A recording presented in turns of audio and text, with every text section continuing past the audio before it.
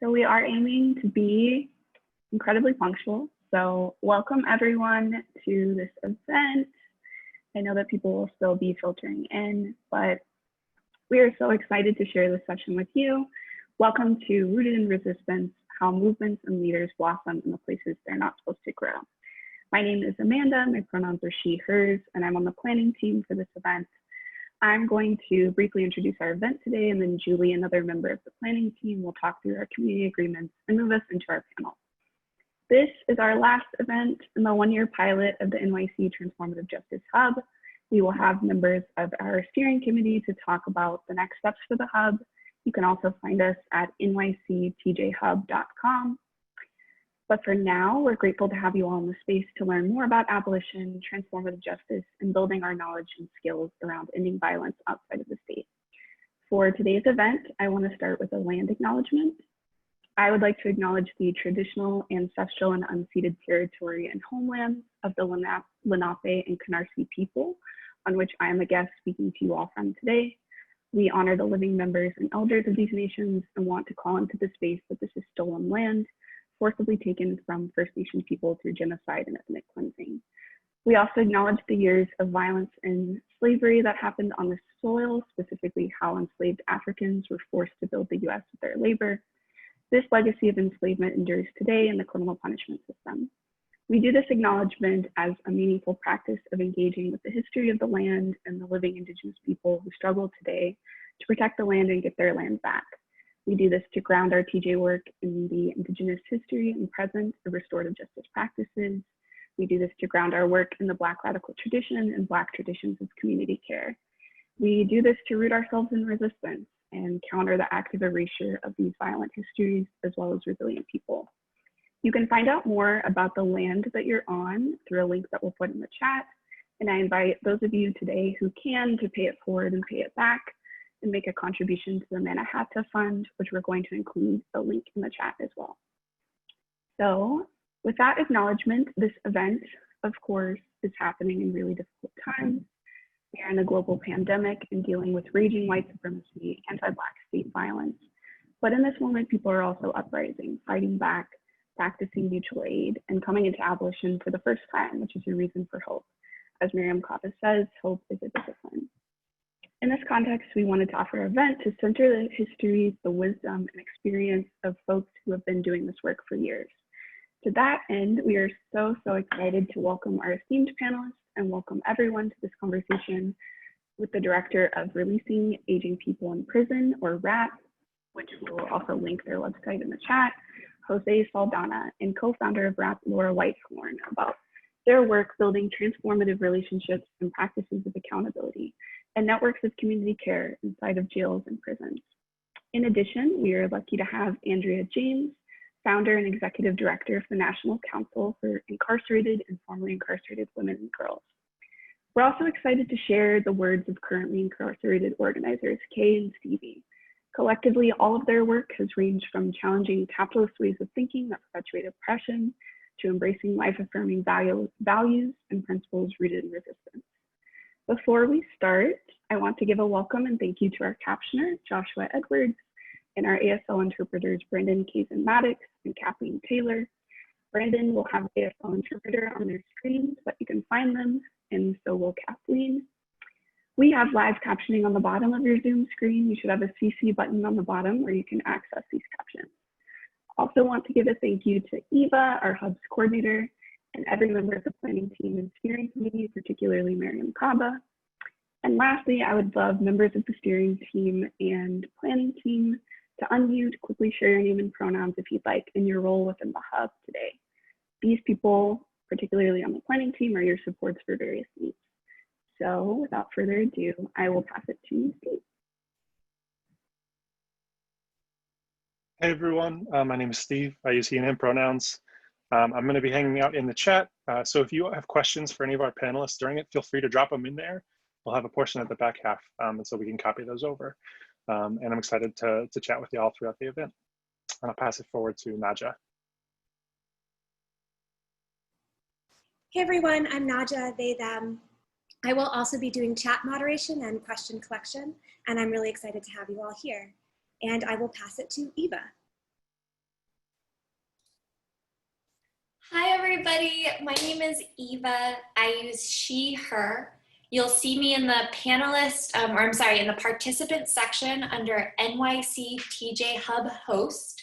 I'm a coordinator for the hub, and you might see my video pop on and off today because I'm going to remind our panelists when their time portions are coming to a close so we can move our agenda along. And we're gonna play some recordings for you later, so a little bit more about that. But if you have any questions, you can always ask NYC TJ Hub host in the chat, or Julie, who I'm gonna pass it to now.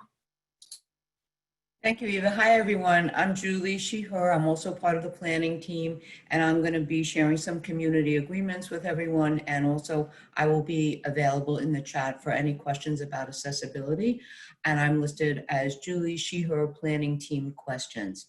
On community agreements, first of all, again, thank you, everyone, for joining us this afternoon. I'm going to open with some words from Mariam Kaba to get us started on our community agreements, and thank her so much for sharing these words with us. We believe that at the center of liberation is radical love for each other and for ourselves, which pushes us to try to create a better world. Because of that, we're trying to work to minimize the amount of harm that occurs in our spaces. White supremacy, misogyny, ableism, classism, homophobia, and transphobia exist everywhere, even in our radical spaces. So if you're called out today, particularly in the chat, in some way, for perpetuating any of these, it is not because you are unimportant or that we wish to exclude you, but instead we are trying to demonstrate compassion and care and do the least amount of harm toward people in our communities, particularly those marginalized identities. We recognize that we are all entrenched in these systems of oppression and that we all have work to do. We invite everyone to be accountable for their participation within these systems of oppression. We ask everyone to challenge themselves and to fight against that in these spaces. If you enact displays of power and oppression, we will talk to you. We will invite you to educate yourself and to relearn how to interact with others in a space without enacting harm. If you cannot or are unwilling to address it, we will ask you to leave. We need both love and rage in every part of our lives to carry on dismantling oppression. Both can be a part of radical resistance to the destructive world in which we live today. If we put in the effort to truly learn from and care about each other, we will seek to forge stronger bonds and create a community that we can rely on rather than systems of violence. So being accountable to each other is a really good way to start. With that, and again, thank you, Mariam Kaba, some specifics today for our community safety. There have been distressing and inappropriate attacks on Zoom. So if someone is acting in any of the harmful ways described above, our Zoom moderators will address that situation and may ask that person to leave the event.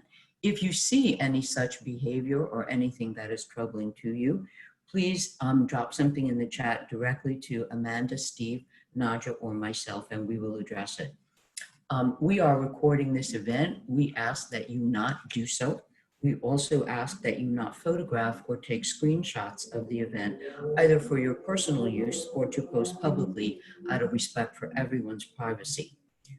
If there are access needs that have not been addressed in some way or any other concerns, please send me a message in the chat. Again, it's Julie, Planning Team Questions, and I can help you address that. And finally, in the interest of holding a space where all can participate, please consider if the question you want to ask of our panelists during the Q&A really adds to the flow, or if it has already been addressed and could be addressed more appropriately in another setting. We will help you find a way to do that after the event. In recognition of the fact that digital meetings can often bring up a lot of emotion, and that for this event, we don't have a breakout room or a quiet space, Eva has been kind enough and will drop some resources for self-care and grounding into the chat that you are welcome to use when you need to take a break. We invite you to use them today or whenever you need them. And please, as always, do whatever you need to do to take care of yourself. And our brief run of show for the day is that we will hear from our incredible panel for the first close to an hour. We'll take a short bio break at about 1 o'clock, and then we'll come back and have a good amount of time for questions with the moderators and questions from the audience, and then we'll do a closeout. And now I'd like to take us right to our panel. And I'm very proud and happy to introduce as our moderator, Andrea James, who will then introduce our other panelists. Andrea is the founder and executive director of the National Council for Incarcerated and Formerly Incarcerated Women and Girls. Andrea is the founder and again, executive director of the National Council, and also author of Upper Bunkies and Other Thoughts on the Politics of Mass Incarceration, a 2015 Soros Justice Fellow, and a recipient of the 2016 Robert F. Kennedy Human Rights Award. As a former criminal defense attorney and a formerly incarcerated woman, Andrea shares her personal and professional experiences to raise awareness of the effect of incarceration of women on themselves, their children, and communities. And her work is focused on ending the incarceration of women and girls and contributing to the shift from a criminal legal system focused on police and prisons to a system led by directly affected people from within their communities. Andrea, thank you for joining us. Thank you, Julie. Really honored to be here. Deeply humbled to have the opportunity to facilitate a conversation with Laura Whitehorn, one of our leaders and a person that we pay close attention to the teachings coming out of RAP from Laura and Jose Saldana as well. So this is deeply gratifying and humbling opportunity for me. And thank you for inviting me to the New York NYC Transformative Justice Hub. Looking forward to kicking off this incredible afternoon. I want to start by introducing our panelists, starting with Jose Hamza Saldana. Jose is the director of RAP. Jose was released from state prison in January 2018 after a total of 38 years of incarceration. During his decades of incarceration, Jose obtained a college degree. More importantly, he committed himself to advocating for revolutionary solutions to the social and economic condition that people of color inherit at birth, which has often led to perpetual incarceration. He is an alumnus of the Resurrection Study Group, which promotes the non-traditional approach to criminal and social justice. He also co-founded several therapeutic programs, including a challenge to change, a comprehensive approach to addressing criminal thinking, behavior, and attitudes, mentoring beyond the walls, a prison to school pipeline, and Restorative Community Project, a therapeutic alternative to incarceration. He is the recipient of the 2019 Freedom Fighter Award issued by Citizens Against Recidivism. Laura Whitehorn is the co-founder and organizer with RAP. She served 14 plus years in federal prison for the resistance conspiracy case. Before that, Laura worked in the John Brown Anti-Klan Committee, Madam Bin Graphics Collective, apologies, and the May 19th Communist Organization. She edited The War Before by the late Black Panther Sophia Bukhari and contributed an intro to Vicky Law's book, Resistance Behind Bars, The Struggles of Incarcerated Women. She was part of the collective that organized Self-Determination, Inside Out, Prison Movements, Shaping Society, an exhibit at Interference Archive in Brooklyn, showing how the ideas and work of incarcerated people gave rise to social justice and liberation movements on the street.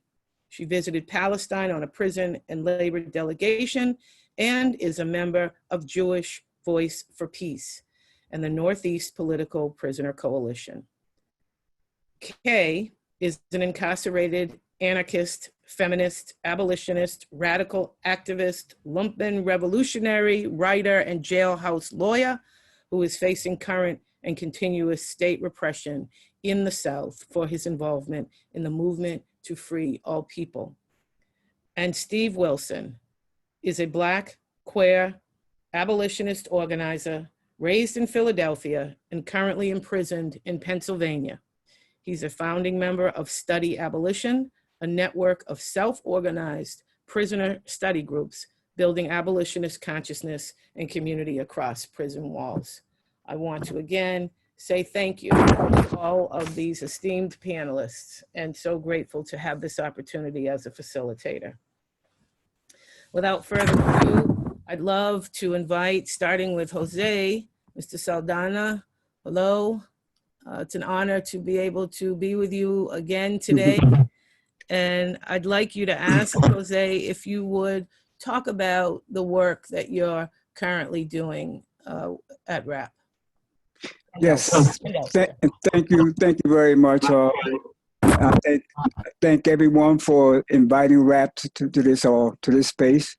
But let me briefly state that, and it's very important that we really understand the influence of the movements, the grassroots movements from the 60s and early 70s that it had on the incarcerated people, not only across New York State, but across the country, because RAP was a product of this movement, and it was an extension of this movement. And RAP was led by Mujahid Farid. It was his vision and his experience of languishing in prison for 33 years with 9 parole denials. And on the 10th one, he was finally released. And when asked why he was released at his 10th parole board instead of his first, when he appeared with 2 master's degrees and perhaps the most effective therapeutic program in the history of New York State, he simply said, because they determined that I was punished enough. And this makes a bold statement. And it's a statement that we learned from after the Attica Rebellion. And it's important that we reflect on what really happened during the Attica Rebellion, when men stood up to oppression and racial injustice, and they stood up and willing to sacrifice their lives. And the aftermath of the Attica Rebellion, which ended in a massacre, this convinced men and women who were incarcerated during this era that prison is indeed an extension of slavery. This became a reality for most of us who were involved in this movement at the time.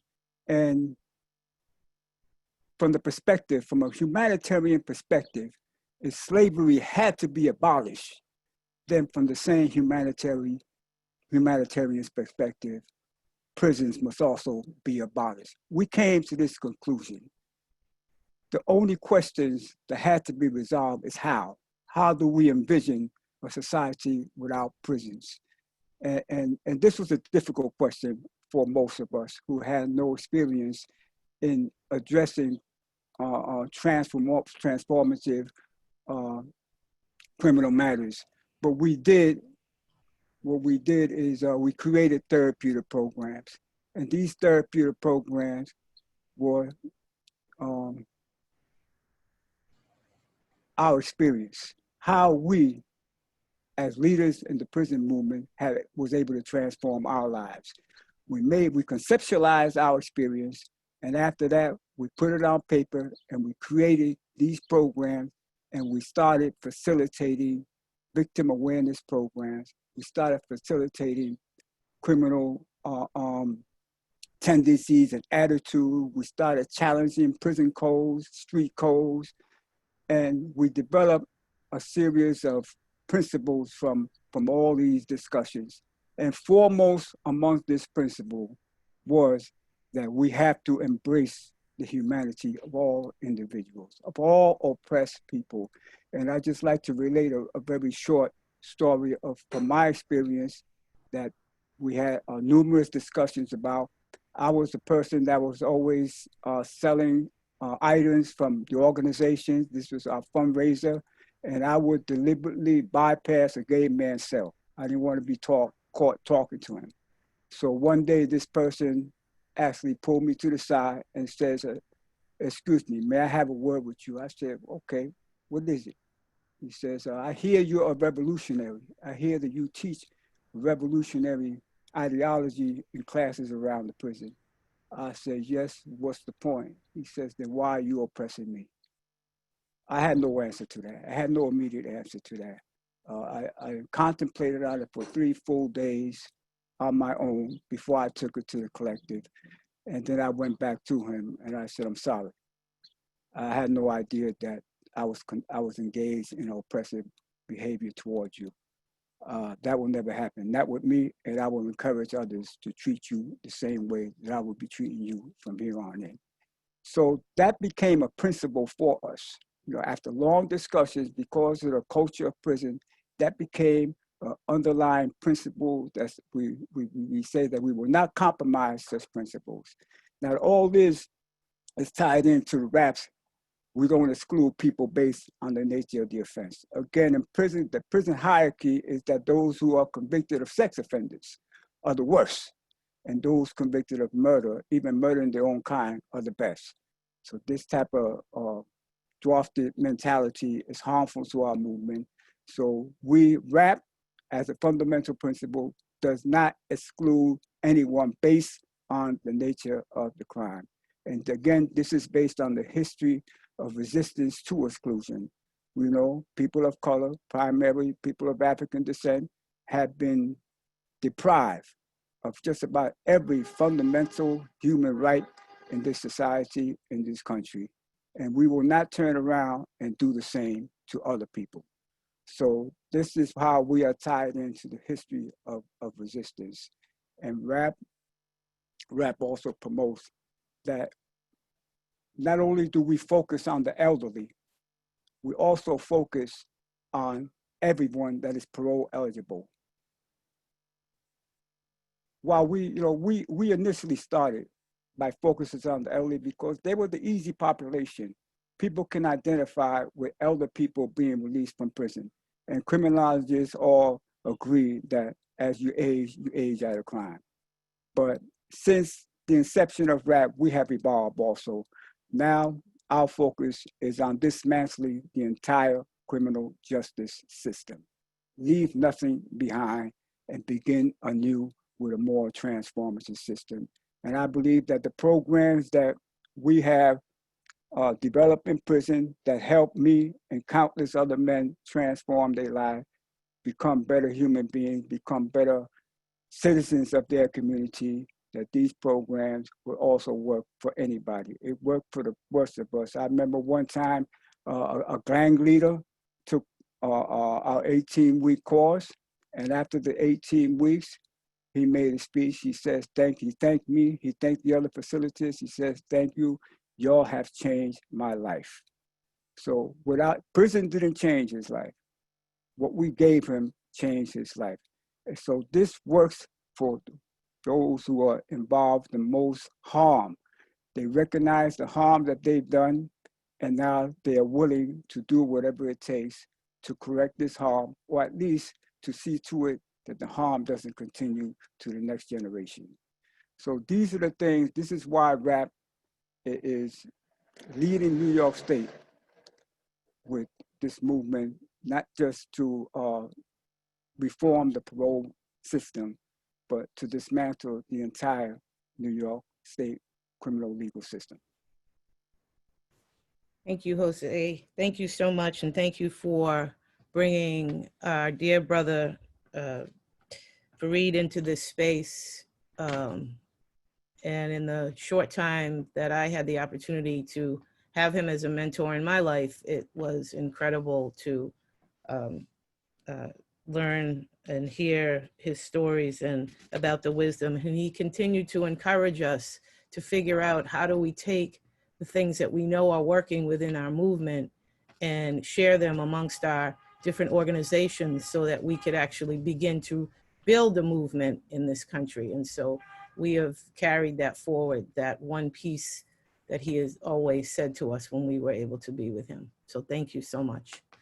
Laura, I'd like to ask you if you would please speak about the work that you are currently engaged in. Yeah, thanks, Andrea. Thank you to the organizers. I want to say I think it's really important that there are currently incarcerated people that we're going to hear from, because especially with the onset of Zoom, it's easy to think we're all talking to a community when a lot of people are not here. A couple of self-edits. First of all, I have to learn how to put on my Zoom label she, her, which are my pronouns. Second of all, absent from my bio was that I am also a member of the National Council for Incarcerated and Formerly Incarcerated Women and Girls. And I'm also glad you talked about Fareed Jose. Working with Jose is a joy. Working with Fareed was a joy as well. And just one thing I want to say that I think Fareed and I talked about a lot. He was a brilliant jailhouse lawyer. And if there are any lawyers on this call, especially including Andrea, you know, lawyers always talk about hard cases make bad law. And we said at the beginning of RAP, no, the hardest cases are the elders because they include people who were convicted of murder, of really serious violent crimes, and of killing cops, which is the hardest one, right? And we said, yeah, they might make bad law in cases, but if you can change the way that they're dealt with in terms of release from prison, you change something fundamental. And so that's another principle of how we do RAP. So I was thinking I wanted to talk a little bit about how my experience in prison built to what we're doing in RAP, if that's okay. And in thinking about being on this incredibly exciting panel and discussion, I started to think about what Jose said about the legacies of the 60s and 70s and resistance. And I thought, well, one part of it was that the Panthers and the Young Lords, the Black Panther Party and the Young Lords Party, created transformative justice programs. And for example, took over Lincoln Hospital in the Bronx, which was called the Butcher Shop, right? And created the first in this country program of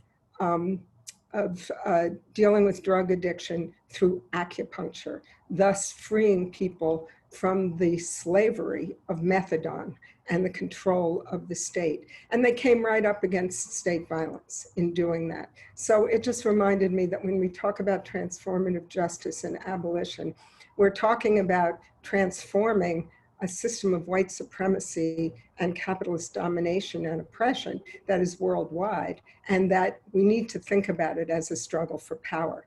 So then in RAP also, we started to think, well, what is our power? And the power comes from communities. So, okay, oh, speak slowly. Okay, sorry. So the power comes from communities. So in prison, what did I learn about community power? Well, first of all, when I went into prison and when I came out of prison, I was a white, middle-class, college-educated woman. So I had to look at my privilege inside, which in some situations allowed me, for example, to confront the cops and not get bashed over the head as quickly as my Black comrades inside would. Things like that. But I also had to think about what was it that I valued about my privilege and wanted to keep. And it was partly my concept that after years in the movement, starting with the 60s, that I had a concept of community organizing and stuff like that, that I was willing to go up against the state, a lot of stuff like that. And what I learned from my comrades inside, and I did the first 5 years of my time in Baltimore City Jail, DC Jail, and other community jails around the Washington area. And then in Lexington, FCI Lexington, which was at that point the largest women's federal prison. And that the vast majorities of people in those prisons were Black women and transgender people.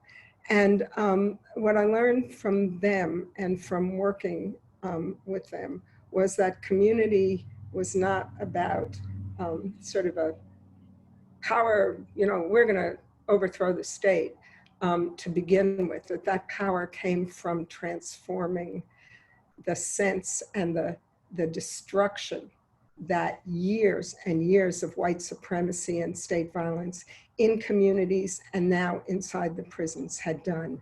And Andrea and other formerly incarcerated people recognize this. You know, how many times was someone trying to get a phone call to her child who was in trouble and was told by the guards, if you wanted to take care of your kid, you shouldn't have come to prison. You know, that whole sense of the total robbing of dignity, the total turning into an object that is done to Black women and Latinx women and Native American women in the society. So at every point that we organized inside, I was always thinking, okay, how do we confront the cops and how do we do? And I was told and learned to listen that the first thing we had to do was build trust within our community of incarcerated women and build power by undoing those terrible traumas that had been done. So for example, I was part of a project at Lexington. The feds, the one thing you can do is have Black History Month. And we had a show, and it was going to be sort of an Oprah Winfrey, where she interviewed the first Black woman surgeon, the first Black woman midwife, the first Black woman to do this and that and the other thing in society. And when my friend who wrote the show showed me the script, I have to admit, I thought, well, this is kind of mainstream, you know. But as I watched it in that prison auditorium, I saw something truly fucking revolutionary, which was women standing up to the state that had incarcerated them and said, this is pride, this is achievement, this is who I am as a human being, playing this other person. And it was, I don't know, it was really transformative to me. So the other thing that happened while I was in prison was that because of federal law, snitching became much more of a prominent thing. And certainly in the feds, where conspiracy law was the main way a lot of people were incarcerated, the only way you could get a sentence cut was by cooperating with the prosecution. So, and that invaded the prison population and created a lot of just really raunchy kind of stuff. And so we tried to confront that through the AIDS work that we did. And remember, this is from 85 to 90 in the beginning, and then late 99. It was when, before there were treatments, AIDS was a death sentence, all of that, and it was a stigma. And what we did in those collectives was that we learned with each other, not only the science and treatment and to be, you know, supportive of people, but what confidentiality was. And in all the political organizations I had been in before I was incarcerated, we always thought of accountability and things as we had to make rules. We had to make rules that made it impossible for people to breach confidentiality. You know, you'd get thrown out, you'd get yelled at, you would be shamed. And the way that I learned to do it in prison from the Black and Latinx women who were in those groups with me was that you do it through building a sense of the harm that you will create for the other people. And that breaking someone's confidentiality endangers them. And so all of those things I learned in prison. And we brought them into RAP because our main power is community organizing. That's what we try to do. But community organizing based on the values that Jose talked about and based on relearning the histories that he talked about. So I hope we'll be able to talk about some of these things during the discussion. And thank you. Thank you, Laura. I'd like to pick up a little bit about what you refer to as incarcerated women. It's exactly the work that we do grew out of women inside of the federal prison in Danbury, Connecticut, coming together during a time in the country in 2010 where we heard an increase in dialogue around the need to end incarceration. And they use the term then mass incarceration, a term that we don't, it sounds so archaic now to even refer to that. But at that time, it was when Michelle Alexander's book, The New Jim Crow, came out. And however, many people who are incarcerated had written a lot of the same that was presented in the New Jim Crow. However, that book did have a pivotal effect in the mainstream country because for some reason it resonated with people when the voices of predominantly Black and brown people from inside of prisons had been telling those stories and chronicling the history from slavery to incarceration. Yet that book did create a shift. And so inside of the prison at the time, we also read and looked at that book, but only after having learned from Ruth Wilson Gilmore, which is the first book that we used in the classroom to begin to organize ourselves, The Golden Gulag. And we got to the end of the book where she talks about and lists out the Black women organizations and brown women organizations in LA who were doing, and in California that were doing a series of organizing to liberate their family members. And we said, you know what, we're gonna do the same thing. It was also at the time when the American Legislative Exchange Council had been exposed, and we learned about the nefarious infrastructure that the ultra-conservative and libertarian movement had created that were the architects as well to this concept of mass incarceration. And as women, all of these things were being presented in a way that did not present the issue of women and girls. And as women that were crammed into this prison that was overcrowded, we decided back then in 2010 that we were going to use our voices and use our experience to raise awareness of why women land on a prison bunk and the effects that it's having on our families and our children. And the work around TJ was something that we didn't know we didn't have the language for it.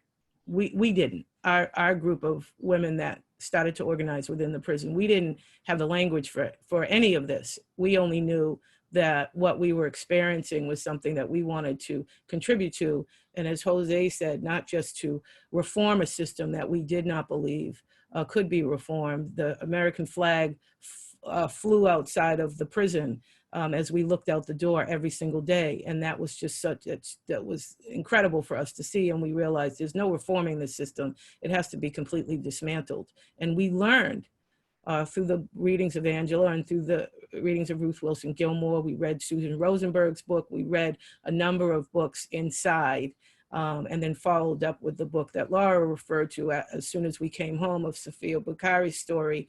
And we were began to understand that lots of women had come before us, incarcerated women who were using their voices and continue to use that voice to organize their people from the outside. And so that's what we did. And we began to learn language. And then we met women like Mariam Kaba, who helped us to learn and understand the language of what we were, of the work that we were attempting to do as formerly incarcerated women. And so we went to, did a national listening tour around the country of incarcerated and formerly incarcerated women and girls. We came out with an infrastructure called Reimagining Communities that starts deeply within our communities. We don't believe in chapters. We would never do that at the National Council. We're like a quilt. We are hyper-local, deep in our neighborhoods. We all have a political home. Mine is Families for Justice as Healing, the organization we actually started in the federal prison that led to the work of the National Council. And we each share and connect ourselves and commit ourselves to the hyperlocal work of transformation within our people and within our communities, of abolition.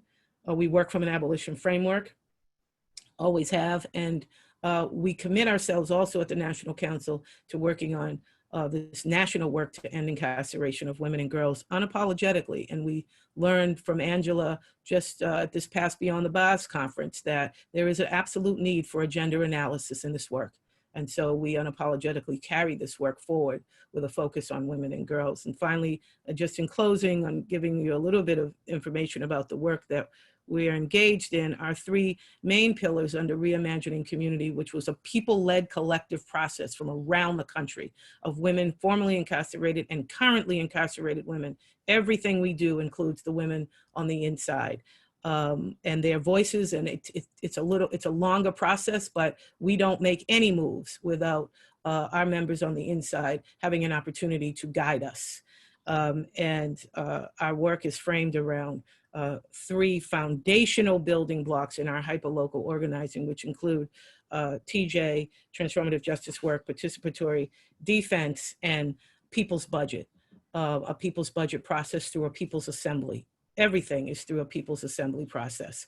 And so I just want to say thank you again to Mariam Kaba. We attended the training, our first TJ training 101 that was led by Mariam at Barnard College. And Mariam gave us a toolkit and from Creative Solutions. And she also told us, don't keep coming back here and asking me questions if you haven't actually gone through this entire toolkit and started to try and practice on your own. And we took her words to heart. And literally women who are not only formerly incarcerated, who are not only currently incarcerated, but women who have lost their children and their loved ones to violence, to gun violence, to stabbings, to some of the most difficult transgressions that people do against one another. These women are sat on the floor for over the past year and literally pulled that toolkit apart and all of the notes we took at Mariam's training and used it and came up with a PowerPoint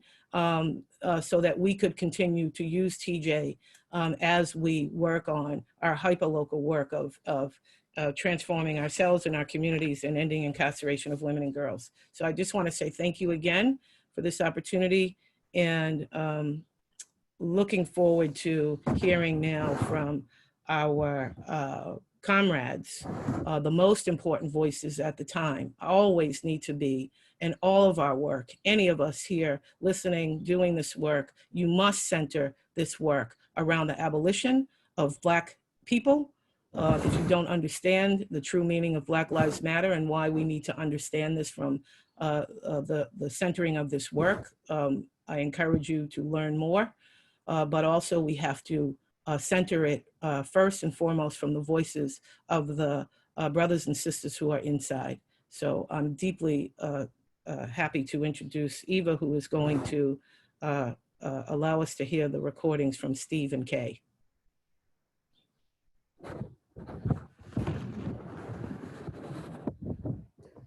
Thank you, Andrea, and thank you, Jose, and thank you, Laura.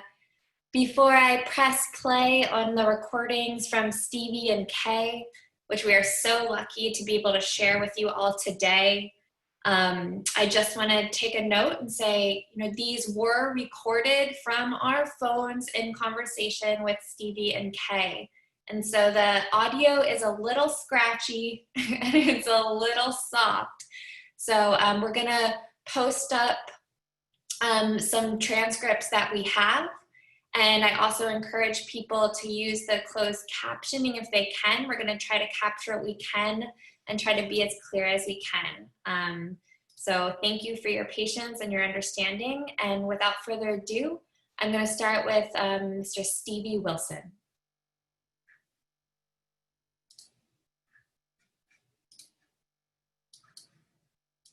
And our second question is, could you share any stories about people navigating accountability and repair inside? We had a healing circle at Smithfield. For over 4 years, I was part of this healing circle. It's called Life Changes. And it was a very sacred space for us because it was the only place in the prison that the members knew whatever is said here stays here.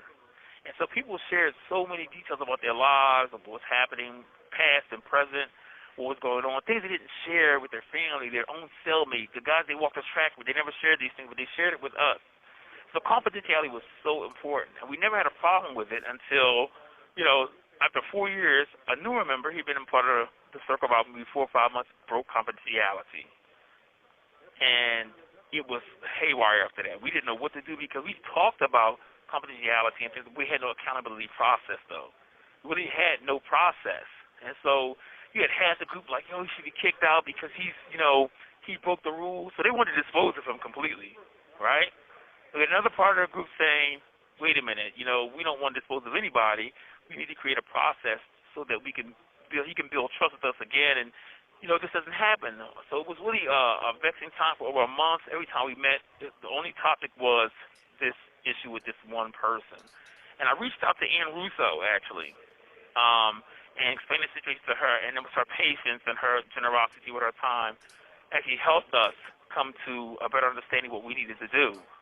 So it wasn't just about a person as far as preparing and going through the accountability process. It was about a group also that we said we held on to transformative justice principles and ethics, right? But when it came time to put that into effect, we were talking about disposing of somebody. You know what I mean? And having no way for him to be able to come back into the group, you know, or to build trust. And so we had to really go through a process with ourselves and with the individual. Like, you know, we need to have a process where if people mess up, because we're human, we're going to mess up. And if someone messes up and breaks a rule or something, we don't kick them to the curb, but how can we actually bring this person back in? What does that process look like? Also, a thing that Ann brought to our attention that was really good was that we need to sit back sometimes and have sessions where we talk about what confidentiality means to us. Because in his mind, the one member, he didn't feel like he broke confidentiality with what he said. He didn't think it was a big deal. And so we just said 4 years ago, confidentiality, and the group continued to change members and things like that over the course of the years. Some people may have a different idea what confidentiality means, right, than we do. So it was really a process for us of going back and saying, listen, we need to have something set in place that we can deal with these issues when they come up. We need to know what we're talking about as far as a group, what these terms mean to us, so we can make that clear to everyone when they come and be a part of the group. And we had to also check ourselves because we were actually, some people in the group were doing that which we fault society for doing. Society looks at us as being disposable, right? And now all of a sudden we were taking the same attitude to somebody else because they may or may not have make a mistake. You see what I'm saying? So it was really important for us as a group. We grew. It wasn't just a one person, but that person, that one individual was able to come back to the group, you know, and we were able to get past it. But it was like for a month and a half, it was a lot of problems as far as trying to figure out, we say we have a process, but when you start the process, it gets really tricky. Feelings and old ways of thinking, punitive ways of thinking pop up. People looking to punish people instead of talking about accountability. People don't know what accountability means versus punishment. And it was like a really educational process for us. So I think sometimes doing the definitional work is important, and having a process in place to deal with conflict is very important. And with problems because we're humans and we're going to make mistakes. And we don't want to throw anybody away because they made a mistake. And we all be thrown away. You know what I mean? So it was a real process for us. It really was. We got through it, thankfully. Thank you for that. And our final question is, how has the work of building transformative relationships inside shifted during the pandemic? Oh, man. This COVID-19 has showed us how interdependent we really are. Prison is a place where people are encouraged to separate and divide, whether it's race, religion, whether it's region where you came from, what city you came from, whether it's gang affiliation, you know, whether it's sexuality, gender identity. You're always encouraged to be separate, and the administration encourages that because they know the power in unity. So this culture is one that tells people to separate and not talk to each other. But when this happened, wow, it changed everything up because we realized that the only way we're going to get through this is if we get through it together. Right now, at the prison I'm at, there are 64 cells on a block, and they're only letting out like 21 or 22 cells at a time in cohorts, right? So you have 22 cells, there's probably about 40 guys coming out, and it's 8 phones. And you have like 2 hours to use the phones. So we have to work together so that everybody can get on the phone. Okay, so we learned that, okay, so we have to really work together to make this thing happen. No matter where you're from or what your race is, what your religion, we got to work together to make this thing happen. You know, same thing. I've seen people with Zoom visits. We have Zoom visits now, and some people's families don't know how to work the technology. Some prisoners are unfamiliar with the technology because they've been down for so long, and so other prisoners will have their families call other prisoners' families to show them how to actually set up a visit. You know what I mean? Mm-hmm. And so it was like people were actually looking out for each other like we've never looked out for each other before, because we realized we have to in order to get through this. And so part of me is like, wow, I wish we could keep the same attitude when this thing is over. But it's really showed us that we have to work together and that we need each other, you know, and that we are really truly interdependent here. You know, nobody can get by without the next person. So it's been a good thing in that sense. It really has been. And I've never seen that before in prison like this. I've never seen people so different from each other coming together and working together like this. You know, we haven't had violence like that. We haven't had fights over the phone, none of that type of stuff. You know, these things happen normally when there's no pandemic around, but they're not happening now. They're not happening.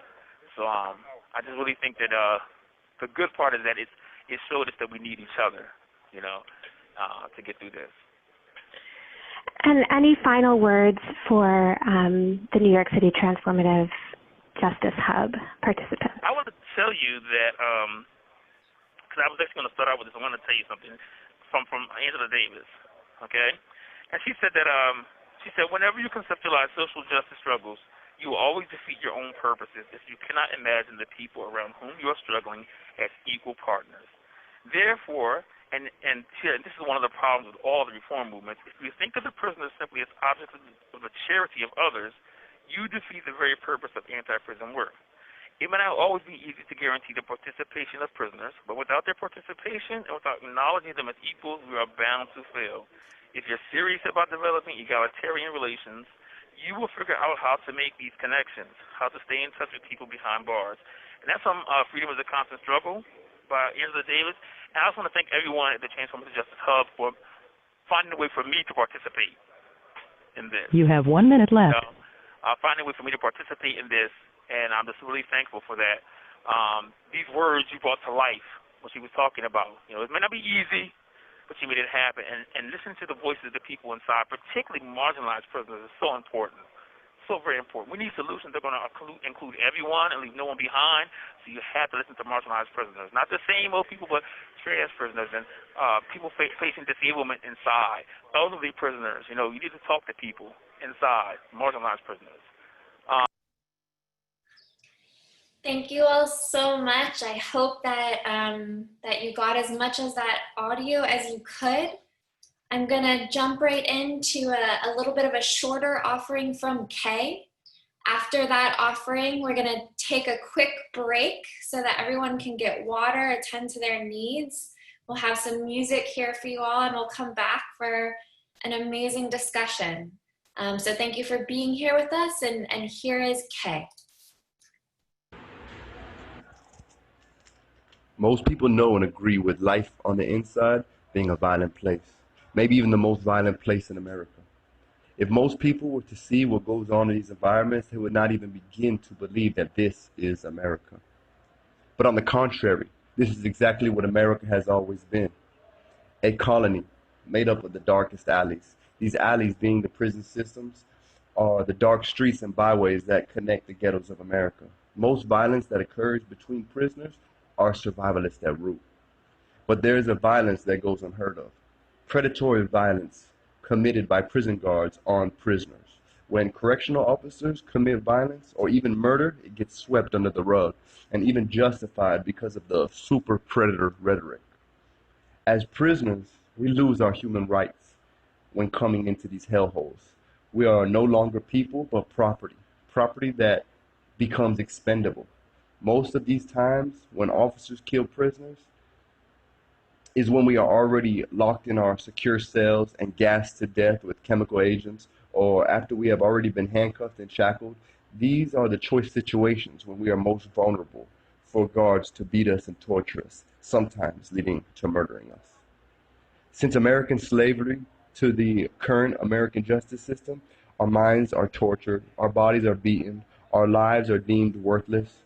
If these atrocities were committed to American prisoners on foreign lands, it would be considered an act of war. But because it is happening here in America, in this war on the poor, it receives a blind eye.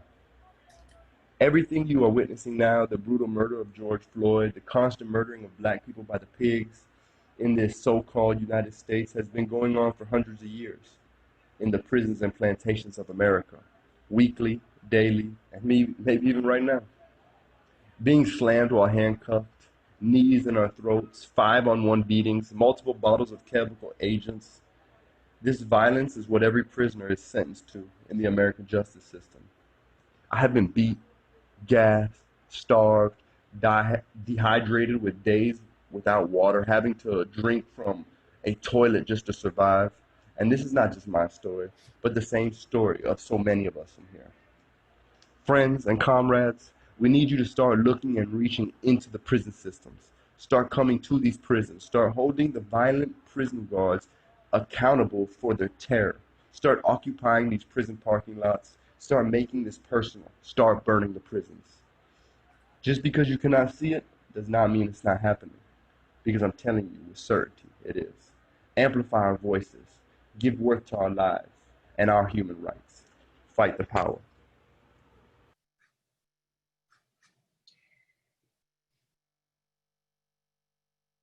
Thank you all so much. We have a couple extra minutes for break. So take a big stretch and get a big glass of water because we have quite the discussion ahead of us. We'll see everybody back here at 10:05. If you're out west, 1:05 if you're out east. Thank you for being here and we'll be right back.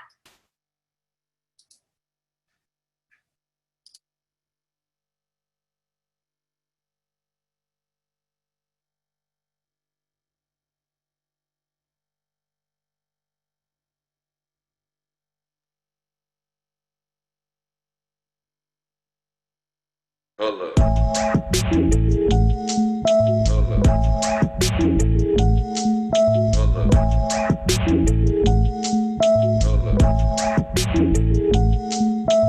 Down, down, down on the floor.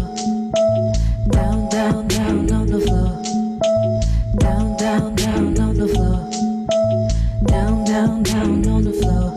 Niggas get fed and they feel it on their face. Talking all day, they don't feel it on their place. Take it on down, they gon' feel it on the day. Take it on home and they feel it all the way. Take it on shots and they feel it on their face. Hey, hey, hey. Take it all down, make them feel it on their face. Hey, hey, hey. Men get down and they putting on a show. Girls getting down every day. Working out of town on the floor. Making things rain, gonna go. Niggas get down and they feel it on their face. Down, down, down, down, you know. Hey, hey, hey.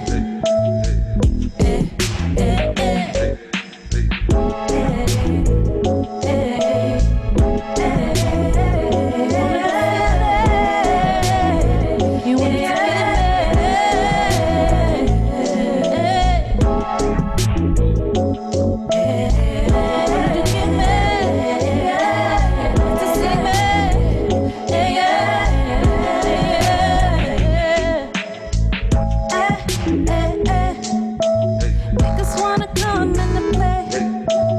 Niggas get all in the feelings. Niggas get down every day. Niggas play games when you flex. Niggas throw stones, they gon' feel it on their face. Eh, eh, eh. Take it all home, make them feel it on their face. Eh, eh, eh.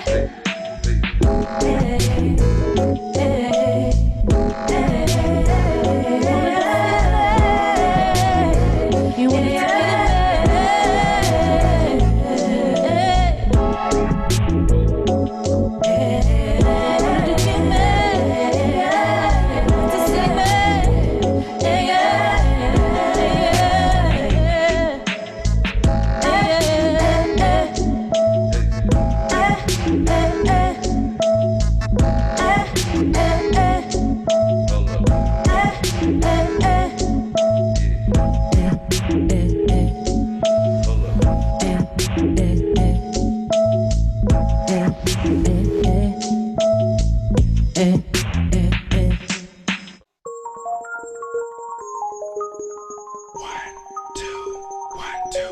Yeah, it's your national underground thunder bounce and I stop the ground like a million elephants, a silverback orangutan. You can't stop a train. Who wants some? Don't come unprepared. I'll be there, but when I leave there, better be a household name. Weatherman telling us it ain't gon' rain, so now we sitting in a drop top soaking wet in a silk suit, trying not to sweat. Hit somersaults without the net, but this be the year that we won't forget. 1999.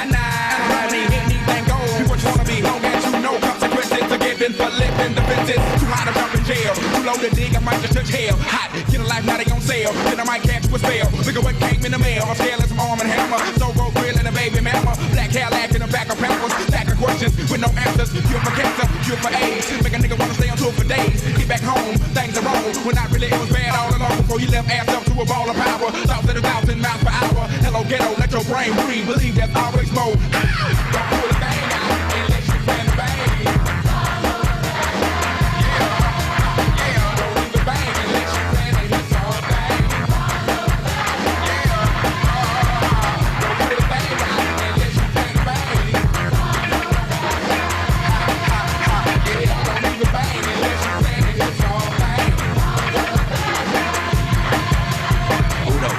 Traces on, did you ever think of pimp rock a microphone like that there boy? We still stay street. Big things happen every time we meet. Like a track team, crash ain't dying to geek. Outcast romping up and down the street. Slam back, Cadillac by 5 niggas, these 75 MCs freestyle to the beat. Cause we get drunk, stay drunk at the club. Should've bought an ounce, but you caught the dub. Should've held back, but you throw the punch. Supposed to meet you good, but you packed the lunch. No D to the U to the G for you. Got a son on the way by the name of Bamboo. Got a little baby girl for a year, Jordan. Never turn my back on my kids for them. Should've hit it with it. Rag top, before you re up, get a lad top. Make a minute for yourself, boy, set some goals. Make a fat dime out of dusty cold. Reckon number 4, but we on the road. Hold up, slow up, stop, control. Like Janet, planet, stay on the Azonia. Moving like floor, come straight to Florida. Lock all your windows and block the quarters. Put it up on bail, cause the women's in order. Like a 3-piece bitch before I cut your daughter. You kettle Taco Bell, then I hit the border. Pity pat rapper trying to get the 5. On my microphone being trying to stay alive. When you come to ATL, well, you bet not high, cause the Dungeon family gon' ride. Don't do it bang out unless you plan to bang.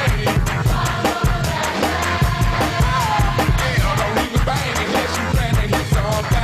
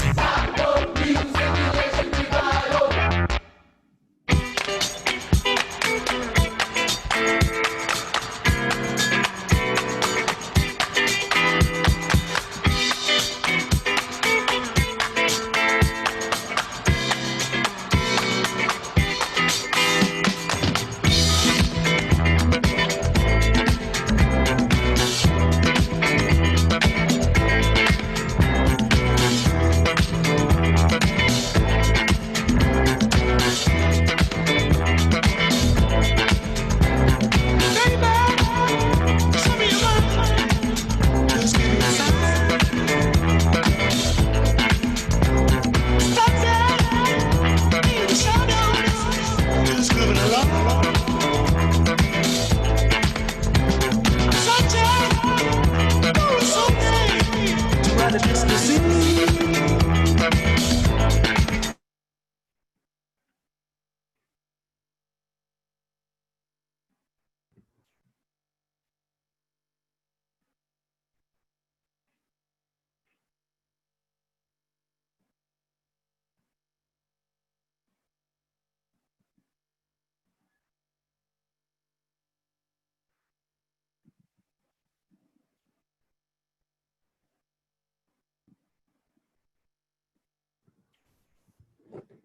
All right, I think we're all coming back.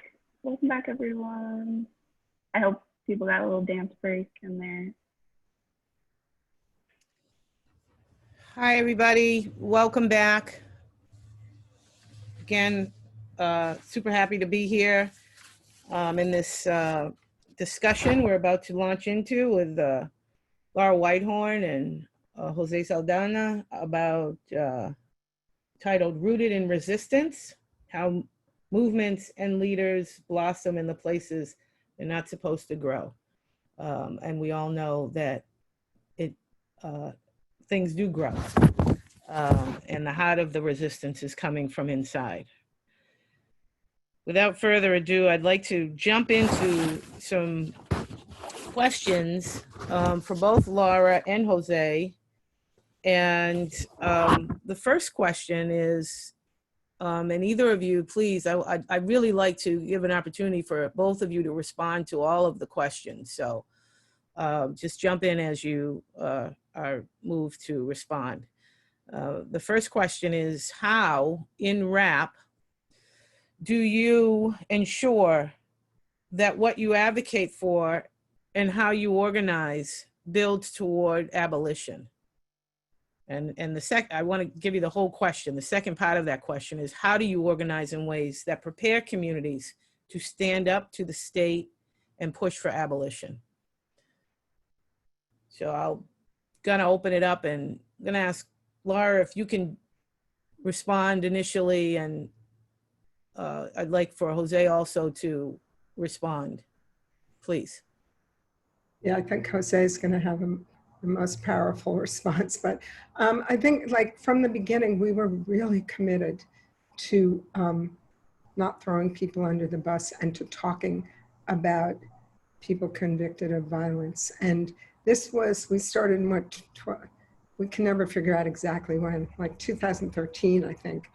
And it was a time when everyone in what was then still called the criminal justice reform movement was talking about low-level nonviolent crimes and people convicted of drug offenses and stuff. And people who obviously should never have been in prison in the first place, even in this horrendous system, right?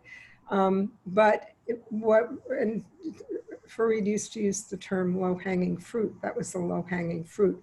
We were going after the high-hanging fruit, the more difficult cases. And we just insisted on that everywhere. And everyone we talked to about that. We started more with the advocacy community. We wanted to start with communities of formerly incarcerated people, but that was really hard for us at that point for a variety of reasons that aren't really important to this discussion, mostly because people were so, there were so few reentry programs that were good for people that a lot of people were getting out and just like trying to survive. But so insisting on that, I think that what we've, and you know, I should be being honest, RAP, we didn't consider ourselves abolitionists in the beginning, and we had a lot of discussions and struggles as each of us realized what abolition was and why it was so important, and that it was about replacing, you know, about creating rather than about just removing a system. And I do have to say, to frame this discussion also, for me anyway, inside, there was one of the things that the state tries to rob people of is imagination. And that the systems that people have been dragged through leave very little thought about what could be different. So Andrea, you said, you know, people in Danbury were talking about, you know, we have to tear it down. There was a lot of revolutionary spirit in Baltimore City Jail and DC Jail when I was there, you know, but it wasn't about abolition. It wasn't like that. And I think partly because of Ruthie and Angela and all the people, Mariam, who've fought for this concept consistently, it's changed. However, okay. So one thing that we do more and more that I think Jose is totally key in is what he said about teaching about history and about that it's hard, that this is not about, oh, okay, we have good ideas and now, you know, the ruling class is going to listen to us and we're going to change everything.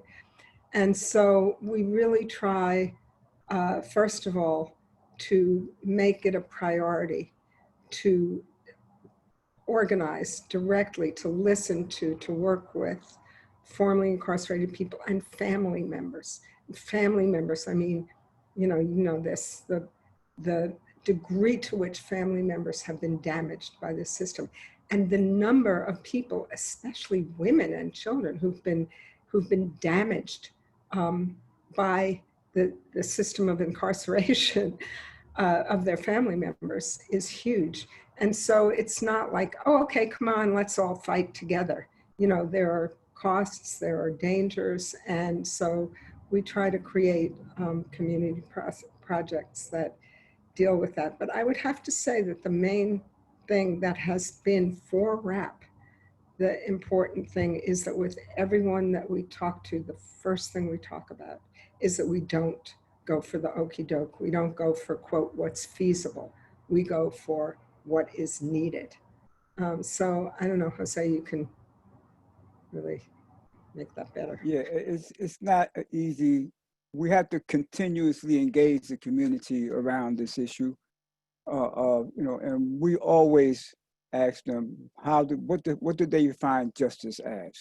Give us a definition of what justice means to you, to the people you represent, especially faith-based leaders, faith-based community members who are concerned about this. And the thing is that they don't know that I'm formerly incarcerated until I tell them somewhere along the line. And then they're amazed when they hear that I just got out of prison after 38 years of incarceration. And they're astonished when I tell them that the Department of Correction did not offer me or anyone else a single program to help me develop insight into the harm that my criminal actions committed on people. Not a single program in 38 years. That I transformed my life with the help of mentors with programs that we developed. And the reason why my mentors are not with me, they should have been walking out with me, but they passed away instead. They passed away because someone else defined justice as perpetual punishment. We think that the community should define justice in a more humanitarian terms. So we begin this discussion and we continue it, and for the most part, people see that this is an extension of slavery. There was nothing good about slavery, and ultimately they come to the same conclusion that there is no good in prisons as a form of correction. Can I just add one more thing to quote from Jose, that's something you say a lot when you speak in communities, is that prisons have not, and policing have not created safety, especially in Black and brown and poor communities.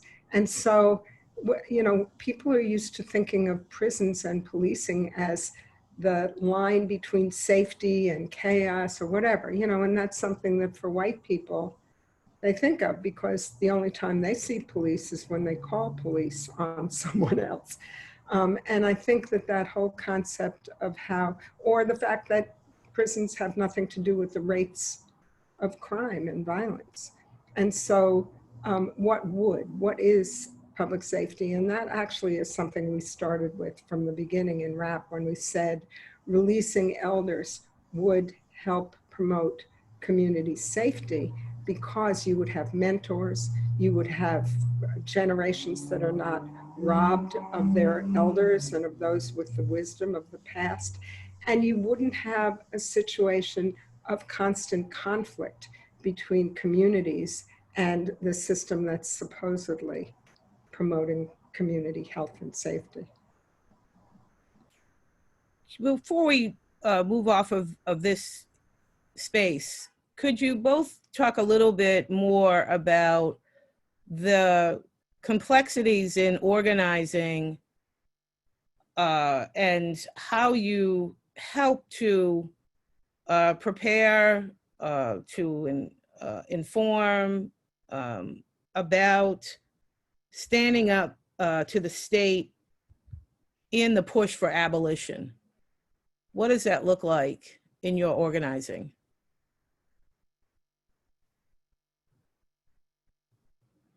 Most people in our communities are influenced by special interest groups like the PBA.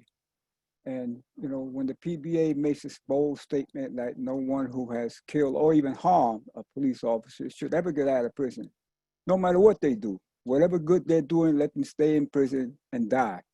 This is their position, and we expose this position as one rooted in racism, that they are saying a police officer's life has greater value than your life, speaking to whoever I'm there, your mother's life, your father, even the pastor of this church's life, that this is what they're actually promoting.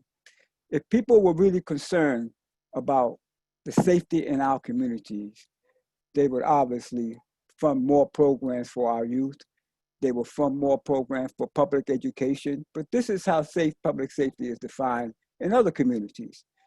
In our community, is defined by the presence of policing. And they are obviously more concerned now than ever before about policing in their communities. So it's not an easy task. It's constant communication, teachings, inviting them to our forum, well now to our Zoom activities. But in the long run, we see that we are gathering more and more community members into this movement because they understand now, you know, that 8 minutes and 46 seconds convince anybody who wasn't already convinced. We already know about this, but there are some people who just did not see it until that 8 minutes and 46 seconds. They know that this does not work. Yeah, one other thing that we've done, especially during the COVID crisis, is we hold rallies and demonstrations. Right when the first incarcerated New Yorker died of COVID in Sing Sing, the next day we had a rally up there, and we just had an overnight encampment at the Capitol. We dropped body bags at the steps of the New York State Capitol. And there's something also about, and at every one of our events, we encourage and we center family members speaking, formerly incarcerated people speaking. I mean, I think the thing at the Capitol is that there wasn't a single speaker who wasn't either formerly incarcerated or a family member, except for the senator who saw it happening and came out to join. But those things, and this is something I remember from the 60s, you know, people feel alone in their politics and their situation. And there's something about experiencing the power of community struggle. I mean, we should also say that in this moment where there have been so many thousands and thousands of people in the street resisting and saying policing is state violence, you know, that really should, if we can connect, as Kay was saying in his recording, the violence behind bars and the violence in the street, that should build this movement. We're building a movement. That's the other thing, is that, you know, we're offering for all of us to be part of power. That's right. How do you address the notion that abolition isn't feasible? We hear it all the time as organizers, hyperlocal organizers that are speaking to people still often in communities that still aren't familiar or are out of the ecosystem that is talking about abolition, PIC abolition. How do you push against the notion that abolition isn't feasible? And how do you reframe abolitionist politics away from questions of feasibility? You know, we're tasked with some very, very uphill battles in this. you know, we recognize that our communities have been harmed. They have been harmed by the state as well as by individuals, myself included. And we have to come to terms with that. And I think that they would rather see members of our communities, when they were polled by whether they agree with the New York State parole decision, which the Police Benevolent Association opposed wholeheartedly, that Herman Bell should be released from prison after 46 years of incarceration. Our communities agree that he should be released because they realize who he was and who he is today. And I think that this criminal justice system or legal system doesn't give room for the community to actually see the growth of individuals that have been incarcerated for years and decades. And once they see that this person is not only not a threat to their safety, but the others are a greater threat to their safety.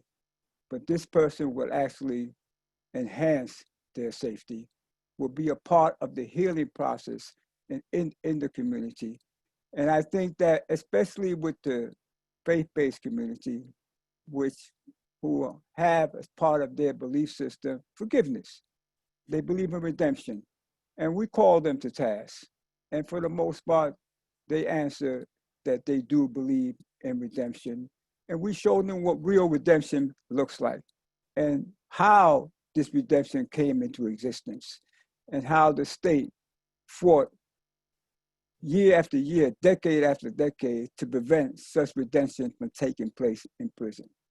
That prisons promote violence, they do not promote anything similar that simulates redemption, anything that simulates transformation, and that we have taken on this responsibility of transforming our lives.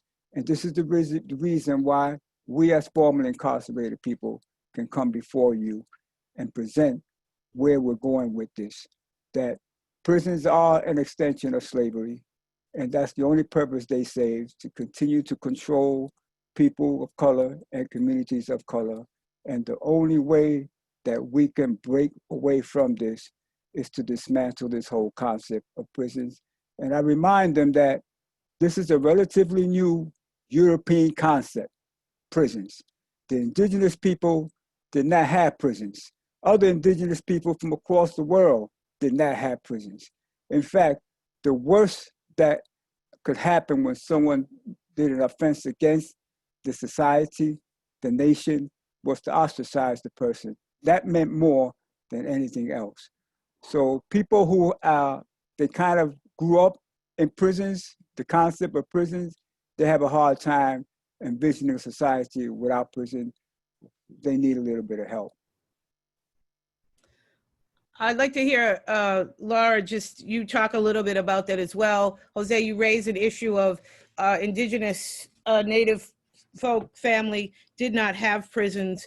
When we were incarcerated women in the feds, we named our work Justice as Healing as a result of Native sisters who were leaving after 10-year mandatory drug sentences gifted us with a book titled Justice as Healing, which talked about just what you referred to, Jose, taking the transgression off of the table and starting with reminding our loved ones and our people from our community who they are, where they come from, who loves them, how they are connected, deeply connected to this community, and how their behavior and their actions affects each and every one of us. So that is, thank you for reminding us of the importance of that.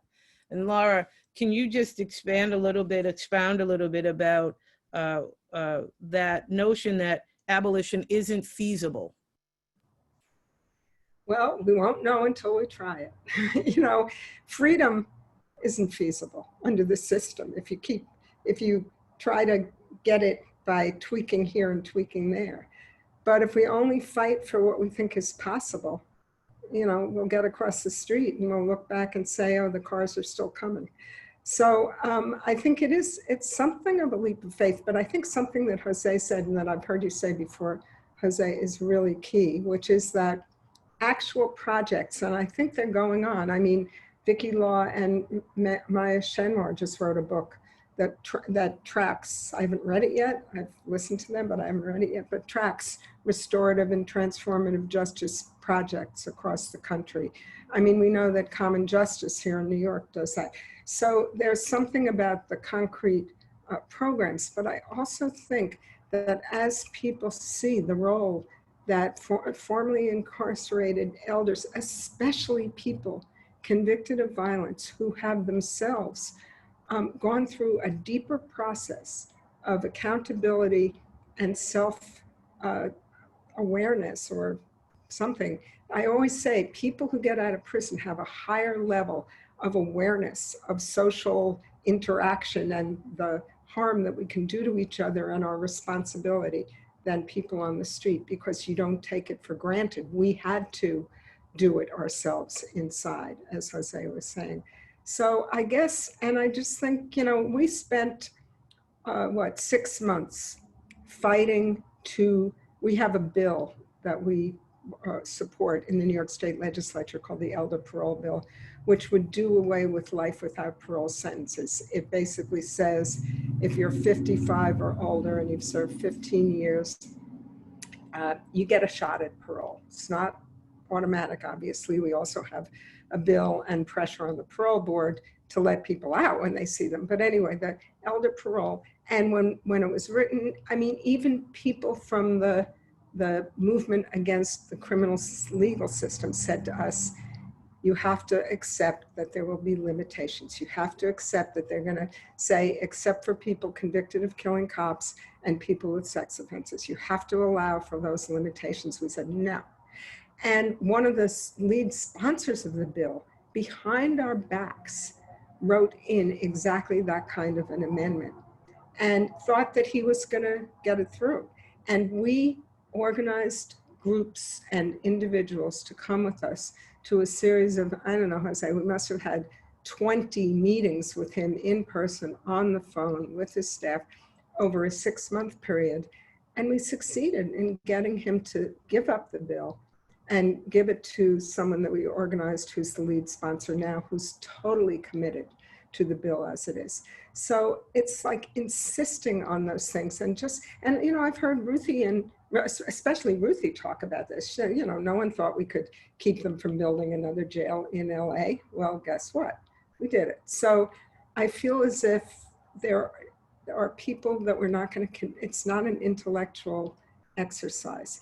It's basically a desire. You desire freedom, you desire peace, you desire justice, and so you're willing to fight for it. And we try to create that in the concrete, but also, you know, through discussions and asking people, what does it do for you that you are protected by police and other people aren't? What does it do for you that the only alternative you have if someone's harming your child is to call the police? Stuff like that. Yes, yeah. Jose, you talked a little bit during your introduction of your work at RAP about embracing the humanity of all oppressed people in abolitionist organizing. You shared with us a story about a conversation you had with an incarcerated person during the time that you were inside. And could you tell us a little bit more about what does this mean for our movements and organizing strategies? How do we challenge exclusions in our own movements?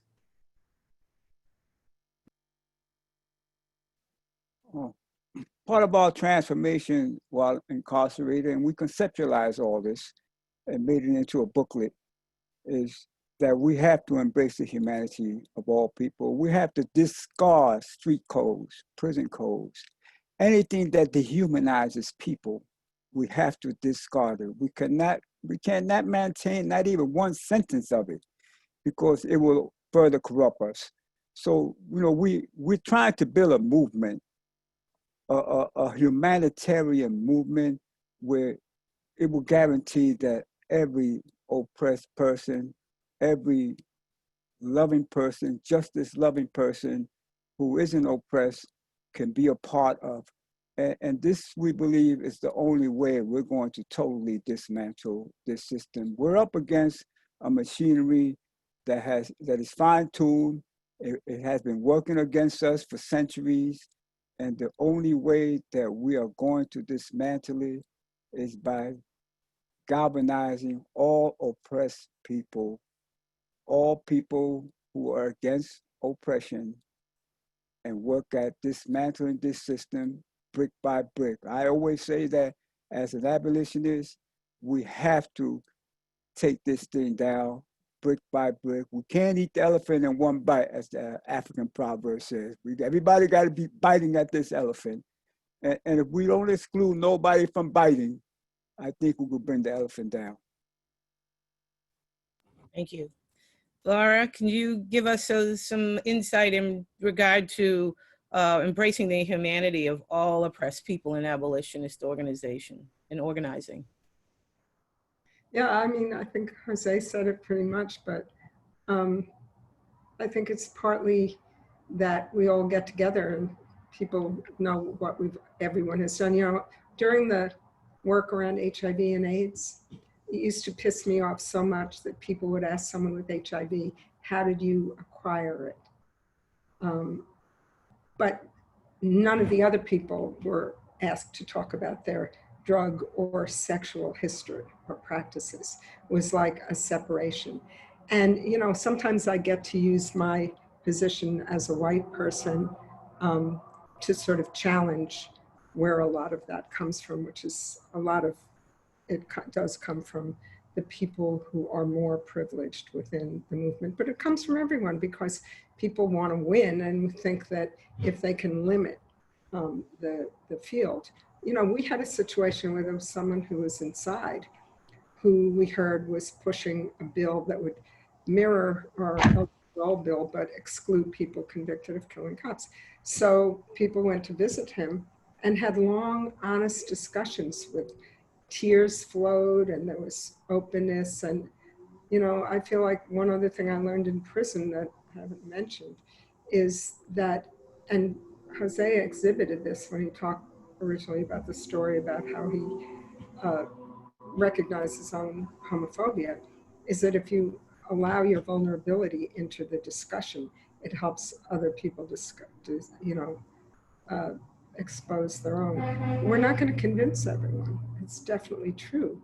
But the other thing is that, you know, there's been and continues to be, and it's growing, especially in this moment, respect for the Black Panthers, the Young Lords, and just to add to what, you know, what we've been talking about, the obliteration of that history from during the 80s, at the time that I was in prison in the 90s, meant that teaching it and exposing people to it was like eye-opening because, you know, there had been a successful resistance movement in this country that had then been slapped down. And so when RAP has always supported and included the political prisoners, many of whom, especially in New York State, are people convicted of having killed police officers. We use those examples as, do you want to exclude someone like Robert Seth Hayes, who really sadly just died? We have hundreds and hundreds of people who come out of the men's prisons in New York who will tell you it was Albert Noah Washington, who was a political prisoner, Black Panther, who died in prison in 2000, who turned my life around. And so we just insist on it. And also, I think we can also very often point to, okay, what is it in you or your loved one that would maybe make someone else exclude them that you don't want to see imposed on someone else? But I feel as though that metaphor about the elephant, or all of the ways the Vietnamese used to say, if you have a chopstick, you can break it, but if you have a bundle of chopsticks, you can't break them.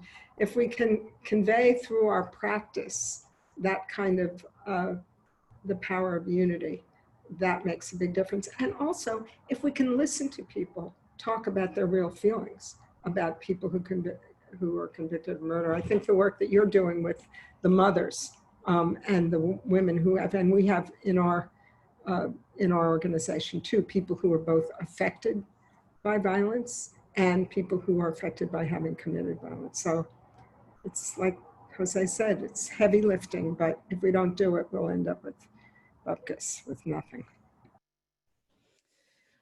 Really important question.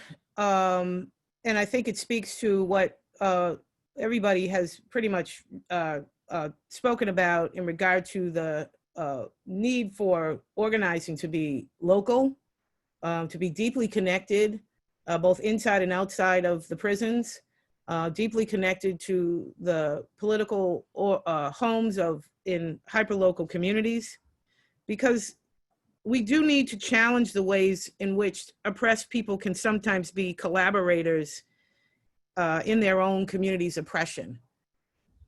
Can either one of you speak about that? How do we challenge the conditions under which people collaborate with oppression? Yeah, first of all, we know and we understand that people turn toward these type of activities because of the socioeconomic conditions that they inherited at birth. They see no other opportunity to sometimes even feed the family. But that doesn't justify the harm that results from this. I can always relate to when I became a member of the Young Lost Party back in 1970, early 1970. I was a drug dealer at the time, a street corner drug dealer. I had a little crew, and a woman by the name, Edith Morales was her name. She was in the church that they took over, and Felipe. Felipe was probably the one who was really hard on this. He was saying that those who sell drugs in our communities are collaborating with our own oppression. So we have people who are among us collaborating. And then a 9-year-old kid died of OD. Now I looked at my homies and I said, man, look, we ain't selling no 9-year-old called no drugs. But just listening to this and being labeled a collaborator, you know, at this point I had enough consciousness that I definitely did not like to be a collaborator, be a traitor. So ultimately, me and my entire crew, you know, we decided that we would no longer sell drugs at all. So, and I think this is the same thing that we do in prison, because I approach it the same way. We got to tell it like it is. We have to tell the harm that we are doing, not only to ourselves, to our communities, but to the only movement that offers real freedom to us as people of color and to our communities, that we are harming this movement, we are harming our own people, and we are doing it with deliberation. And most people will initially fight against it. They will not agree, they will not look at themselves as traitors, but ultimately, when they start thinking about it, they have to come to terms that this is exactly what it is. And if they really call each other brother, if they really call each other family, if we refer to our mothers, our daughters, if we really have love for us as a people, then we cannot harm our people. And this just goes for any offense that harms our people, that we really have to redefine what love is, redefine what loyalty is. A lot of these young, especially the younger generation, they have a thing with loyalty, bravery, courage, but they define these things as a drive-by shooting. You know, we defined it as something else. I always give the example of Jonathan Jackson, 17-year-old kid who went into a courtroom realizing that the state was going to kill his brother as well as his brother's comrades, and that he had to act, and he had to act alone because the people who were supposed to go with him punked out for the most part. So he acted alone. 17-year-old kid, here he is facing hundreds of high-powered rifles and continue to step in this direction of freeing the soul of their brothers. Of course, he died in a blazing gunfire. Hundreds of bullets was hitting his body, but he saw this as the only way to save his brother, and he did not cow down from the possibilities of death. what do you call that? If you call a drive-by shooting courage, bravery, what do you call that? If you call what y'all are doing loyalty, what do you call that? And they realize that what they're doing, their definition of these concepts, these virtues, are not to their benefit. It's all bankrupt, it's counterproductive. Ultimately, they come to terms that bravery and courage is defined by how we advance this movement. And that's the only way we can define these concepts. Laura, I want to ask you to just say a little bit more. Thank you, Jose. I cannot wait for others to hear your words as we're working, doing our work, what you just, that reminder of history that you just provided us is really a nugget of learning that we will share with our, particularly our young people here who are engaged in a war between each other. That was so incredibly profound analysis that you provided. Laura, I want to ask you though, in our work with TJ, one of the principles and practices that we remind ourselves about every day is not just about individual accountability, about community accountability. And I think Jose has really touched upon this as well when we talk about how do we challenge the conditions under which people collaborate with oppression, and the role that community accountability plays in that. Well, I guess, I mean, Jose, that was really important. I want to talk about it from my point of view as a white person, because I do this in rap too. I kind of take on working with some of the young white people. I work with people in Surge, showing up for racial justice. For white people, it's don't go to anti-racism trainings for the rest of your life and then go home and watch television. It's like, do something. Put yourself out there. Take responsibility in some active way for the harm that we have done. For me as a Jew, it's about working in support of the movement for justice in Palestine. It's about looking at what has been done in the name of the suffering that Jews went through in the Holocaust, none of which is to be taken away, but how you go and you then use that to create a state that is only for Jews, where Arabs and Palestinians, the people who lived on that land, have no rights. How do you deal with that? And so I guess for me, that's a lot of what I try to do, is talk directly with white people about, and then about how liberating it is. You know, you have a choice. Do you want to be a white person or do you want to be a human being? And unfortunately, in this society, that's a choice, because if you get the privilege of being treated like a human being because you're white, what does that mean about what human being means? So it's redefining all of those things. I'm not sure if that's exactly answering your question, but I think that I do encourage people. It's why I'm a member of JVP, Jewish Voice for Peace, because it's a group of other Jews who take a position not just against occupation, but against Zionism, against the project of the State of Israel, which is exactly replicating the project of genocide against Native Americans and enslavement of African Americans in this country. So here it is in our lifetime, we have a chance to fight against it. And in terms of incarceration, also, a lot of the white people in rap don't have family members, aren't themselves formally incarcerated, but they see taking responsibility. It's kind of like, I mean, what I can go back to in a way in my own life is there have been times when I was involved in a conflict with someone, especially in prison. You know, you'd be arguing over the laundry or the noise or something, and where you would walk away from each other. And then there's a point when you have a choice. You can either like become enemies, or you can forgive. Starting point. Whether you think you made the mistake or they made the mistake, you can start with forgiveness. And forgiving someone who has done something against you, for me, is a tremendously wonderful spiritual experience. You feel like life flowing into you, as opposed to the suppression of your heart that happens when you're full of revenge and anger. And so I guess, working with communities, that is part of it.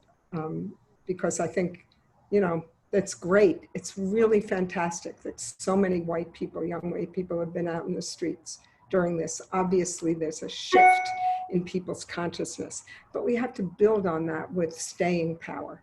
And I think, my story about what RAP did around our bill and sticking with the original version is really about consistency. Organizing is about consistency. You can do a brave act one day and then you say, wow, I'm a hero, but really it don't mean shit if you don't keep doing the hard work. We have about, thank you, Laura. Thank you, Jose. We have about 5 minutes left. I can't believe it. This is just beginning to really get into the conversation. And so I do want to kind of do a speed last question for the panelists and a speed response so that we have a few questions, quite a few questions in the chat from the audience, but I do want in the last few minutes to provide an opportunity to get to some of those questions. Our work at the National Council has expanded listening to the words of Angela Davis about this struggle is an international struggle. This is a struggle about humanitarianism, and we have had the privilege of traveling and starting a coalition of formerly incarcerated women from around the globe, from countries across the world, and putting together the stories of all of these incarcerated and formerly incarcerated women to demonstrate, whether it's from Roxbury or the Bronx or Houston or Chicago or anywhere else in the US where people are entangled and churned into the criminal legal system. The stories are the same of the women and their children in Sao Paulo, in the favelas, in Argentina and Mexico and South Africa and Thailand and these other places that we have connected in our building with. Could you speak to the importance of what would an international perspective on abolition do for our movement?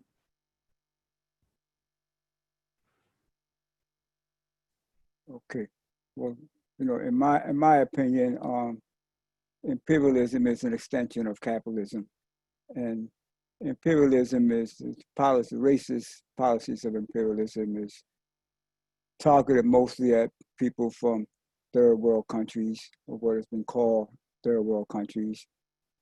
Although we, as humanitarian abolitionists, we cannot even exclude European people who are incarcerated. But the reality is that the most people all over the world incarcerated are people of color. So we have to join forces. We have to find commonality in our struggles, in our humanity, because we cannot dismantle this system locally.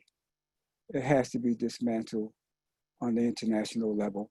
And it's a protracted struggle, but if we don't begin today, then where do we begin? At some point, we all have to get involved in this. And as Jonathan Jackson said before he entered that courtroom by himself, he said, the sooner begun, the sooner done.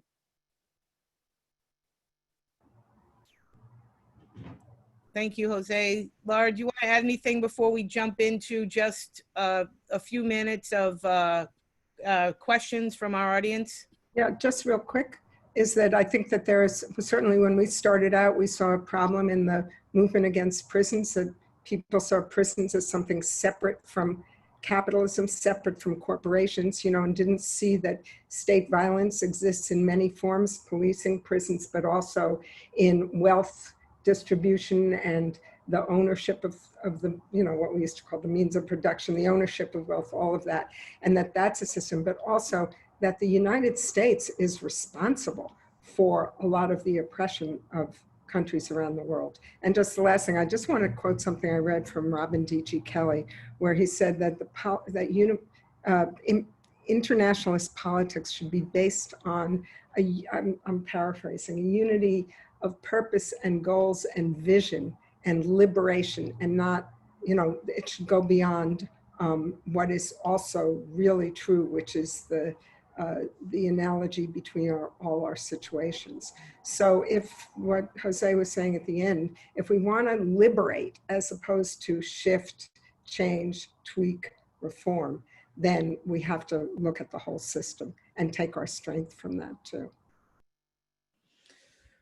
Thank you. Thank you both. I'm gonna shift to audience questions. We have now about 4 minutes to get through. So if people have resources that we can drop into the chat as we do a rapid response to this. Apologies to the audience, but this has been just an incredibly informative and beautiful experience to be together and sharing with Laura and Jose. The first question comes from Karen. Karen would like to hear more from Laura about building power by building trust within community. Even with radical organizers I work with, I often see so much, I'm paraphrasing, I often see, quoting Karen, I often see so much exclusive behavior, people inadvertently forming cliques or pushing people aside in the name of articulating their own values or vision. How do we encourage people to trust each other and to want to expand their idea of what community can be? Talk about it. I mean, I think that, was it Stevie from inside the Pennsylvania prison talked about that when he talked about the process of accountability for someone who broke confidentiality. You know, really often we allow things to pass us by. We're creating in RAP a system where people can confidentially raise problems and then we share them and deal with people. Also in prison, one thing we did was we didn't try to out people in a big meeting. We would take a smaller group, we would, you know, have a discussion in someone's cell, talk honestly about it. And, you know, you do the best you can. I think that there is a lot of ignoring of bad behavior that goes on in the movement, especially I've experienced it certainly in my life with men being allowed to, you know, call women names and act all kind of, I won't go into it. Everyone on this call knows what I mean. That has to be called out, but it has to be done in a way that assumes that the person's going to change. Give us all a chance to change before we throw each other out. I'm not sure how helpful that is. Very helpful. Thank you. Another question. Jose, I'll ask you this as a person who lived in a prison for 38 years. Anna's question is, do you have any experience or anybody or know of anyone who has had experience using the administrative remedy or grievance process in prisons as a freedom fighting tool? Well, the grievance process is legislated by correction law. My experience as actually working in the grievance process is that it is meaningless for the most part. It just is. They're rarely, I mean, we've gotten some positive outcomes outside the grievance process. You know, it's not designed to actually even address trivial matters. So when I was working in the grievance process, every complaint against correction officers for harassment, correction officer for abuse of authority, any complaint against staff was always found to be unsubstantiated. So, you know, we use it because the courts require us to use it to exhaust administrative remedies. If it wasn't for that, it serves no value whatsoever. Thank you. We're out of time. However, I do want to just pose this question in the hope that somebody can provide a resource or a link where we can go for an answer to this very important question. I'm just going to read the question, and if folks can, again, put a response in the chat for a link from further information. Ash's question is, does anyone have experience in TJ processes with folks that are personality disordered, narcissistic, borderline personality disorder, for example, or do folks know of mediators who specialize in mediating cluster B personalities? That's a question that we are asked often. I am not an expert in this area in terms of language and appropriate language, so I apologize if I'm using language that is not accurate. I'm reading from Ash's question, which I'm sure she has the expertise in. But if people have a link of information that they could drop, I thought that was a very important question that needed to be put out for folks to consider. I want to say thank you again for this opportunity. Thank you, Laura. Thank you, Jose. Thank you for your continued leadership in this space. Know that we are standing on your shoulders and that we are listening and we are paying attention and we are following in the space and the work that you and Mariam Kaba and others are guiding us in. So thank you for this opportunity again. Thank you. And thanks everyone for being a part of this. Yeah, I really learned from it, from preparing and from doing it. Thank you. We're all doing this together. And thank you, Andrea, great facilitator. The Hub was so lucky that we got to have these pre-meetings with you all. I feel like we've gotten so many gems and so much time with you. We're so grateful. I'm going to invite Cameron and Mariam to take the floor for a quick wrap up. As we said at the beginning, this is our last Hub, our 6th Hub for the pilot year. So if you all would love to close us out, we'd be very grateful. Cameron and Mariam, thank you all. Hey everyone, I'm Cameron. First, I guess on behalf of the Hub and myself, I want to say thank you to Laura and Jose and Andrea. In March of 2019, Mariam brought a bunch of us together to explore the idea of putting a Hub together, and we're now at a year and a half later, and time feels very amorphous at this moment, given where we are. But we started our first Hub gathering was pod mapping, and so it was like hyper local, building relationships in our own communities. And from here to this moment, where we're looking at how do we build good relationships, how do we look back at the past, how do we look abroad to Palestine and beyond, and how do we build good relationships while fighting imperialism, I think was just a really beautiful way to end our pilot year. One lesson for me from Mariam, our forever teacher, is that we don't have to build things that will last forever. I imagine that this Hub will continue. We're in the middle of evaluating or doing a deep evaluation that Eva is doing a lot of work around. So if you haven't filled out our evaluation, please do. We are also working on a study and action group that we are figuring out what shape is going to take. So look out for some news about that. And I imagine in the next 2 months or so, we will have an evaluation done and figure out what the next steps for the Hub will be and how we can meet the need at this moment. So I will pass it over to Mariam. Thank you so much, Cameron. So grateful to everyone who contributed to making this pilot year so terrific. I want to thank all the facilitators who participated, all the participants who joined us, all the planning team members, all our steering committee members, our funders, our fiscal sponsors, the amazing coordinator of this Hub, Eva, all the interpreters and captioners, and every single person that has made a difference. We've had volunteers give us food when we were meeting in person for the first 3 sessions, and then we've been on virtual for the last 3 sessions.